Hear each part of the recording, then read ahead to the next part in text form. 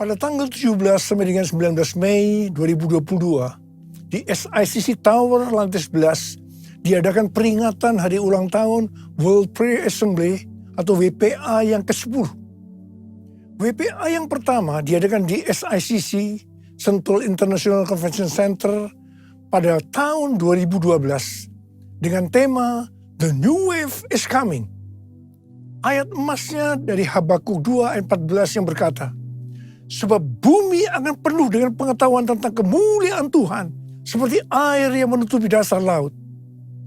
Pengertian yang saya dapatkan adalah bahwa WPA tahun 2012 yang pertama ini mendeklarasikan akan datangnya suatu gelombang yang baru dari pencurahan Roh Kudus.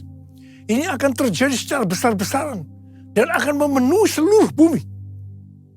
Setelah WPA yang pertama ini selesai, saya masuk dalam proses Tuhan selama sekitar 6 bulan. Saya baru tahu bahwa ini merupakan persiapan bagi saya untuk mendeklarasikan tentang dimulainya Pentakosta yang ketiga dalam konferensi Empower 21 di SICC Indonesia pada tahun 2013. Jadi sekitar 1 tahun setelah diadakannya WPA yang pertama. Saya baru mengerti bahwa Habakuk 2 ayat 14 yang berkata, sebab bumi akan penuh dengan pengetahuan tentang kemuliaan Tuhan, seperti air yang menutupi dasar laut. Itu sebenarnya merupakan dasar pengertian tentang Pentakosta yang ketiga. Pengertian Pentakosta ketiga adalah sebagai berikut. Pentakosta ketiga adalah pencurahan Roh Kudus yang dahsyat di zaman ini, melebihi yang terjadi di Azusa Street. Pentakosta ketiga akan mengakibatkan penuhan jiwa yang terbesar dan yang terakhir sebelum Tuhan Yesus datang kembali. Pentakosta ketiga akan membangkitkan generasi Yeremia, yaitu anak-anak muda yang dipenuhi Roh Kudus, cinta mati-matian kepada Tuhan Yesus, tidak kompromi terhadap dosa, dan akan bergerak untuk memenangkan jiwa. Pentakosta ketiga lahir di Indonesia dan bergerak ke bangsa-bangsa. Gerakan ini dari timur ke barat dan akan kembali ke Yerusalem. Pentakosta ketiga akan memberikan kuasa untuk menyelesaikan amanat agung, dan setelah itu Tuhan Yesus datang kembali. Karena itu, pengertian yang Tuhan berikan tentang hari ulang tahun WPA yang ke-10 ini adalah bahwa hari ulang tahun WPA yang ke-10 ini merupakan gong dimulainya pencurahan Roh Kudus yang dahsyat dari Pentakosta yang ketiga. Ini berarti masa penuhan jiwa yang terbesar dan yang terakhir sedang terjadi. Pada waktu Tuhan Yesus ditanya oleh murid-muridnya tentang tanda kedatangannya dan tanda kesudahan dunia ini, Tuhan Yesus menjawab, dan salah satunya terdapat dalam Matius 24 ayat 14 yang berkata, dan Injil kerajaan ini akan diberitakan di seluruh dunia menjadi kesaksian bagi semua bangsa. Sesudah itu barulah tiba kesudahannya. Tuhan Yesus pasti datang kembali. Karena itu Tuhan Yesus memberikan amanat agung kepada kita, agar kita pergi dan menjadikan semua bangsa sebagai murid Tuhan Yesus. Untuk menyelesaikan amanat agung, tidak bisa dengan kekuatan sendiri, tetapi harus dengan kuasa Roh Kudus. Hal ini seperti pesan terakhir dari Tuhan Yesus sebelum naik ke sorga kepada murid-muridnya. Di mana ini juga pesan kepada kita semua sebagai murid-muridnya. Yang terdapat dalam Kisah Para Rasul 1:8 yang berkata, tetapi kamu akan menerima kuasa kalau Roh Kudus turun ke atas kamu, dan kamu akan menjadi saksiku di Yerusalem dan di seluruh Yudea dan Samaria dan sampai ke ujung bumi. Setelah Tuhan Yesus terangkat ke sorga, 120 murid berkumpul di kamar loteng di Yerusalem. Apa yang mereka lakukan? Mereka semua bertekun dengan sehati dalam doa bersama-sama. Jadi mereka berdoa, memuji dan menyembah Tuhan dalam unity siang dan malam. Ini adalah prinsip restorasi Pondok Daud. Ini adalah prinsip menara doa. Setelah 10 hari mereka melakukan ini, pada hari raya Pentakosta, Roh Kudus turun memenuhi mereka. Mereka diberi kuasa untuk menyelesaikan amanat agung. Peristiwa ini disebutkan sebagai Pentakosta yang pertama. Pentakosta yang pertama ini dahsyat. Mengapa? Karena dalam kurun waktu beberapa ratus tahun, sekitar 70% dari dunia yang dikenal pada waktu itu yaitu yang berada di bawah pemerintahan Kekaisaran Romawi, menjadi Kristen. Pertanyaannya, apakah amanat agung sudah selesai? Jawabannya, belum. Karena itu pada tahun 1906, Roh Kudus kembali dicurahkan di Azusa Street. Hamba Tuhan yang bernama William Seymour dipakai Tuhan. Peristiwa ini disebutkan sebagai Pentakosta yang kedua. Pentakosta yang kedua ini juga dahsyat. Mengapa? Karena melahirkan gerakan Pentakosta dan karismatik. Saat ini ada sekitar 700 juta orang yang diberdayakan oleh Roh Kudus. Pertanyaannya, apakah amanat agung sudah selesai? Jawabannya, belum. Karena itu hari-hari ini Roh Kudus kembali dicurahkan dengan dahsyatnya. Peristiwa pencurahan Roh Kudus ini disebutkan sebagai Pentakosta yang ketiga. Saya percaya dengan Pentakosta yang ketiga ini, amanat agung akan selesai.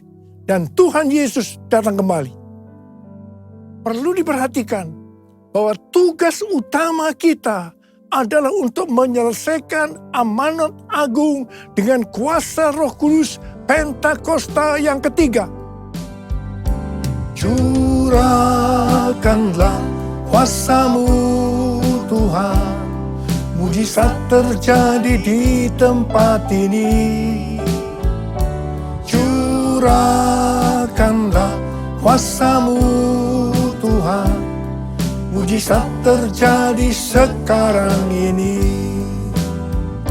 Curahkanlah kuasa-Mu Tuhan, mujizat terjadi di tempat ini. Curahkanlah kuasa-Mu Tuhan, mujizat terjadi sekarang ini. Mujizat terjadi sekarang ini. Mujizat terjadi sekarang ini. Melalui hari ulang tahun WPA yang ke-10 ini, Tuhan memberikan 3 pesan yang sangat kuat. Pesan yang pertama, Rick Riding, hamba Tuhan dari Menara Doa Sukat Halel Yerusalem, memberikan kunci antik dari kota tua Yerusalem kepada saya. Rick Riding bernubuat bahwa kunci antik ini dari kota tua Yerusalem ini untuk mengakui bahwa Tuhan telah menaruh kunci Daud di atas bahu saya untuk membuka pintu gerbang agar kemuliaan Tuhan bisa kembali ke Yerusalem dari timur, dalam hal ini dari Indonesia. Kalau saya berbicara tentang kunci itu diberikan kepada saya, itu berarti Tuhan berikan kepada kita semua. Nubuatan ini sesuai dengan nubuatan dari Cindy Jacob yang diucapkan di SICC pada tahun 2018 dalam konferensi Empower 21. Cindy Jacob bernubuat bahwa saya atau kita semua adalah messenger of the third Pentecost. Gerakan ini dari timur ke barat dan akan kembali ke Yerusalem. Saya percaya hari-hari ini gerakan dari Pentakosta ketiga sedang bergerak dari timur ke barat dan akan kembali ke Yerusalem. Haleluya! Pesan yang kedua adalah pesan mengenai hari Pentakosta tahun 2033 yang diperkatakan oleh 3 hamba Tuhan yang mewakili 3 aliran kekristenan, yaitu Pentakosta, Baptis, dan Anglican. Billy Wilson dari aliran Pentakosta mewakili Empower 21 dan Oral Roberts University atau ORU menyampaikan visi dari Empower 21.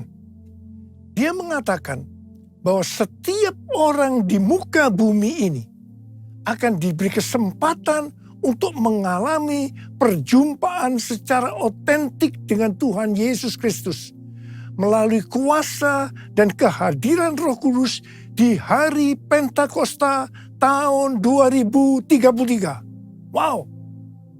Harap diperhatikan bahwa ini tidak berarti yang berjumpa dengan Tuhan Yesus pasti percaya kepada Dia. Tetapi mereka diberi kesempatan untuk memilih percaya atau tidak. Yang kedua, Rick Warren, seorang pendeta senior dari Saddleback, California Selatan, dari denominasi Southern Baptist Convention, juga berbicara tentang Pentakosta tahun 2033. Dia berkata tahun 2033 adalah sebagai goal, tujuan, target untuk menyelesaikan amanat agung. Mengapa tahun 2033? Penjelasannya sebagai berikut. Sekarang kita berada di tahun 2022 Masehi atau Anno Domini yang disingkat AD atau AD, yang berarti 2022 tahun sejak kelahiran Tuhan Yesus Kristus. Jika Tuhan Yesus lahir pada tahun 0 Masehi atau 0 AD, maka berarti dia mati di kayu salib pada tahun 33 Masehi atau 33 AD. Karena Tuhan Yesus mati pada usia 33 tahun. Tuhan Yesus memulai pelayanannya pada usia 30 tahun dan lama pelayanannya selama 3,5 tahun. Jadi, Tuhan Yesus mati di kayu salib pada tahun 33 Masehi. Tuhan Yesus dibangkitkan pada tahun 33 Masehi. Tuhan Yesus memberikan amanat agung pada tahun 33 Masehi. Tuhan Yesus mengutus Roh Kudus yang berarti dimulainya gereja pada tahun 33 Masehi. Kesimpulannya bahwa tahun 2033 yang hanya 11 tahun dari sekarang ini adalah yang pertama hari ulang tahun ke-2000 dari kekristenan. Yang kedua peringatan 2000 tahun kebangkitan Tuhan Yesus. Yang ketiga peringatan 2000 tahun pemberian amanat agung. Dan yang keempat peringatan 2000 tahun kelahiran gereja. Hamba Tuhan yang ketiga yaitu Nicky Gamble, seorang pendeta dari gereja Anglican dan juga sebagai founder Alpha Course, berkata bahwa tahun 2033 menjadi tahun yang unik bagi orang Kristen. Tahun ini menjadi tonggak yang penting bagi kegerakan-kegerakan yang ada. Tahun 2033 adalah hari ulang tahun ke-2000 kebangkitan Kristus. Roh Kudus memimpin untuk memastikan setiap orang di muka bumi berkesempatan mendengarkan Injil. Ketika saya mendengar pesan Tuhan melalui 3 hamba Tuhan yang mewakili 3 aliran kekristenan, yaitu Pentakosta, Baptis, dan Anglican, terus terang saya tersentak. Sebenarnya saya sudah mendengar tentang pesan ini sejak tahun 2010, yaitu melalui Empower 21, karena saya adalah co-chair dari Empower 21 Asia bersama Pastor Lawrence Kong dari Singapura. Terus terang ketika saya mendengarkan untuk pertama kali, saya meresponi hal ini biasa-biasa saja, karena saya belum mendapatkan pengertiannya. Tetapi ketika saya mendengar pesan ini di hari ulang tahun WPA yang ke-10, melalui 3 hamba Tuhan ini, saya seperti mendapatkan sesuatu pengertian. Sehingga sekarang saya berkata, yes, I got it. Saya langsung diingatkan oleh Tuhan sebuah ayat. Ketika Tuhan Yesus ditanya oleh murid-muridnya, apa tanda kedatanganmu? Dan yang kedua kali, dan tanda kesudahan dunia ini, Tuhan Yesus menjawab, yang salah satunya dari Matius 24 ayat 14 yang berkata, dan Injil kerajaan ini akan diberitakan di seluruh dunia, menjadi kesaksian bagi semua bangsa. Sesudah itu barulah tiba kesudahannya. Ini dapat diartikan bahwa setelah amanat agung selesai, maka baru tiba kesudahannya. Harap diperhatikan bahwa ayat ini tidak berbicara pada saat amanat agung selesai, Tuhan Yesus langsung datang di saat yang bersamaan. Tetapi yang dimaksudkan adalah bahwa Tuhan Yesus akan datang kembali. Apakah itu 1 hari, 1 minggu, 1 bulan, 1 tahun, atau beberapa tahun setelah amanat agung selesai? Hanya Bapa yang tahu. Katakan amin.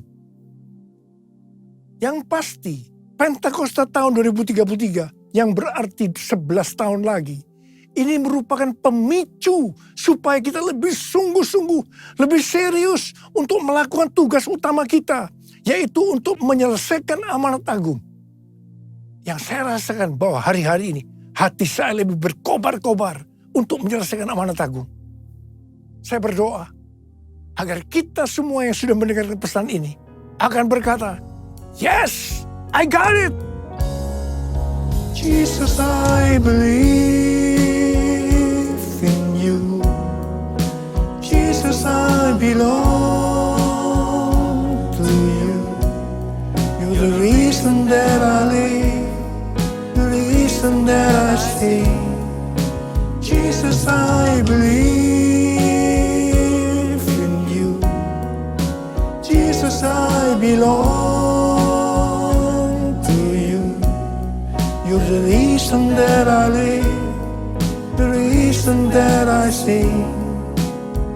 With all I am, I will worship you. I will worship you. I will worship you, Jesus. Jesus. Jesus.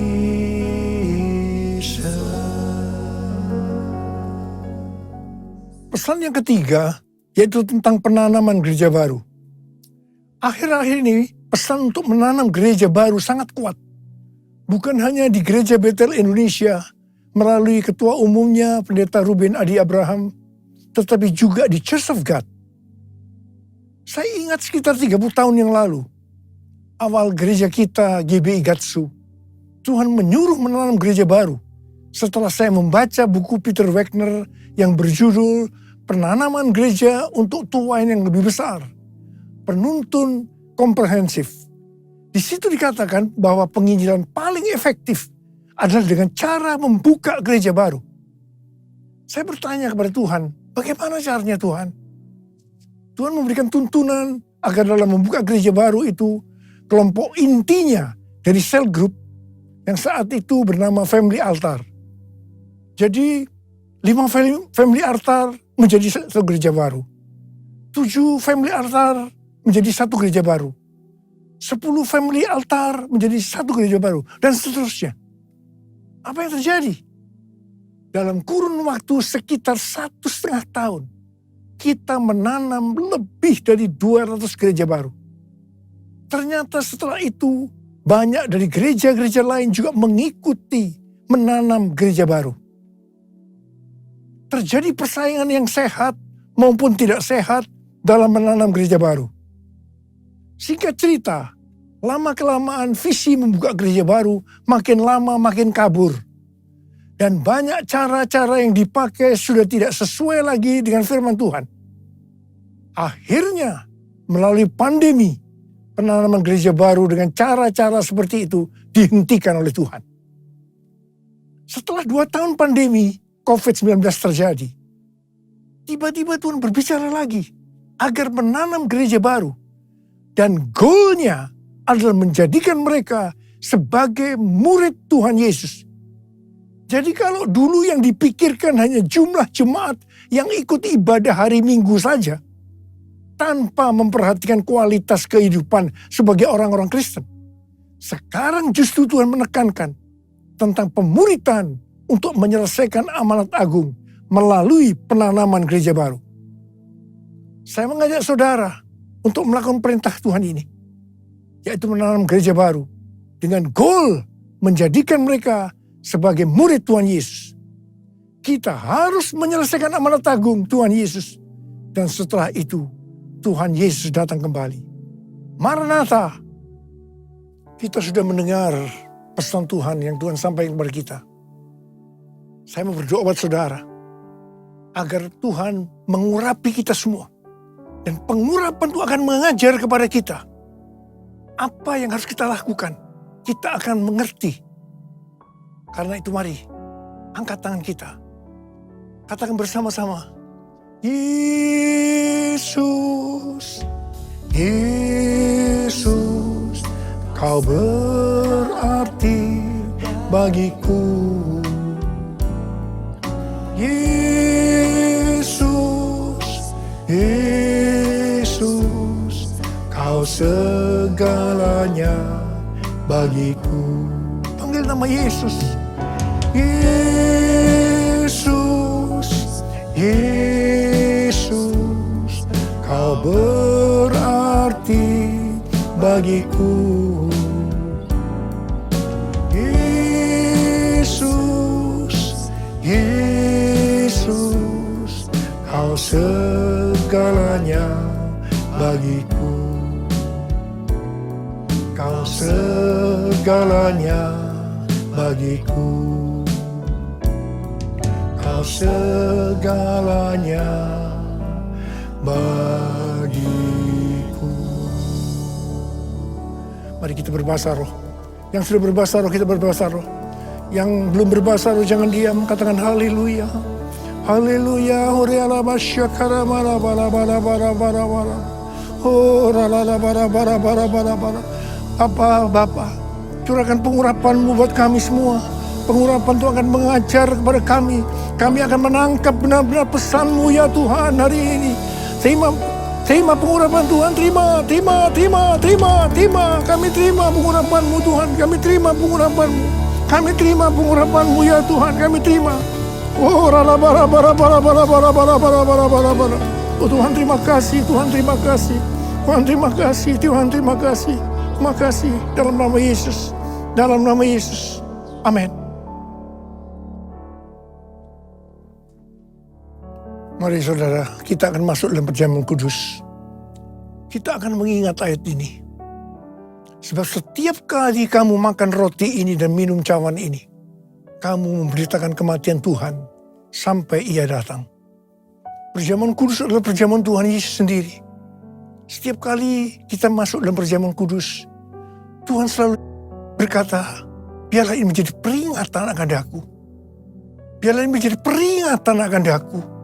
Karena itu mari, arahkan hati saudara kepada kebaikan Tuhan. Kita akan mengingat kebaikan Tuhan. Mari tundukkan kepala. Bapa, siapakah kami sebelum kami mengenal Engkau? Kami semua orang berdosa. Upah dosa adalah maut, mati. Tapi Engkau yang tidak berdosa telah jadikan dosa oleh karena kami. Engkau harus turun dari sorga mulia, mati ganti kami dengan penderitaan yang luar biasa. Sungguh kalau kamu pikirkan betapa baiknya Engkau ya Aba. Engkau jadikan kami sebagai anak-anak-Mu. Engkau berkati, Engkau tuntun, Engkau bela, Engkau lindungi. Engkau tegur juga kalau kami salah. Itu Engkau ya Aba. Itu Engkau. Tuhan akan memberkati kita semua melalui perjamuan kudus. Tapi Tuhan mau kita makan dan minum dengan cara yang benar. Karena itu sekarang masing-masing berdoa. Introspeksi, lihat keadaan diri masing-masing. Jangan menyimpan dosa. Kalau saat ini ada dosa yang Tuhan ingatkan, langsung minta ampun. Ampuni kami Tuhan, ampuni Tuhan kami. Kau melihat anak-anak-Mu yang sedang menyelesaikan segala sesuatu dengan Engkau saat ini. Kau rindu untuk memberkati kami. Bapa, layakkan kami untuk masuk dalam perjamuan kudus-Mu. Kami akan masuk dalam perjamuan kudus dengan hati yang penuh ucapan syukur.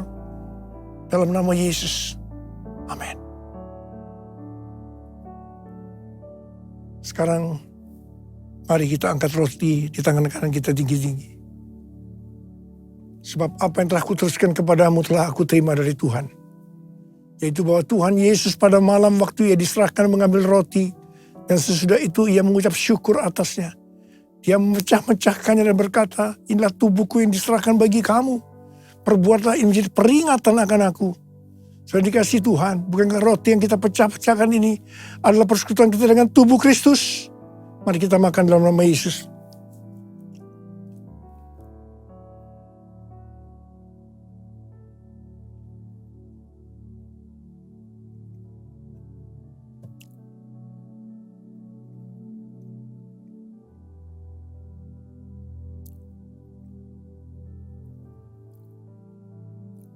angkat cawan di tangan kanan kita tinggi-tinggi.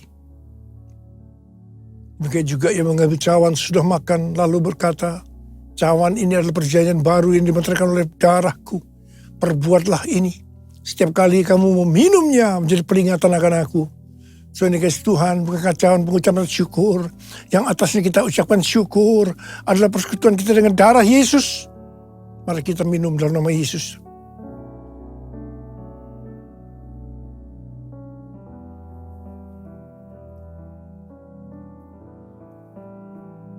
Ucapkan syukur dan terima kasih dengan suara. Jangan diam. Tuhan terima kasih Tuhan. Tuhan terima kasih ya Tuhan. Terima kasih ya Bapa. Bapa terima kasih ya Bapa. Oh raraba syakara bayara bala bala bala. Engkau baik ya Tuhan. Engkau baik ya Tuhan. Engkau baik. Engkau melihat anak-anakmu saat ini Tuhan. Ada berapa banyak yang membutuhkan kesembuhan? Ada berapa banyak yang membutuhkan mujizat Tuhan? Angkat tangan saudara. Kau melihat tangan-tangan yang terangkat Tuhan. Mereka membutuhkan kesembuhan. Mereka membutuhkan mujizat. Mereka membutuhkan pertolongan Tuhan. Sekarang terima kesembuhan. Terima. Dalam nama Yesus. Sembuh dalam nama Yesus. Sembuh dalam nama Yesus. Sembuh dalam nama Yesus. Bapa terima kasih. Bapa terima kasih. Engkau baik. Engkau baik ya Abah. Engkau baik. All my life you have been faithful. All my life you have been so good. With every breath that I am able, oh I will sing of the goodness of God. All my life you have been faithful. All my life you have been so good. With every breath that I am able, oh I will sing of the goodness of God.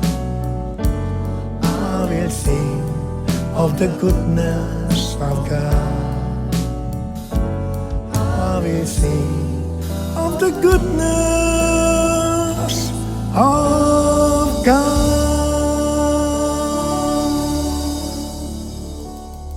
Sekarang terimalah berkat Tuhan. Kasih karunia yang berlimpah-limpah daripada Allah Bapa dalam Anak yang tunggal Yesus Kristus. Persekutuan yang manis dengan Roh Kudus menyertai saudara sekalian mulai hari ini. Sampai Tuhan Yesus datang menjemput kita di awan-awan dan bahkan sampai selama-lamanya. Yang percaya bersama-sama katakan, Amin.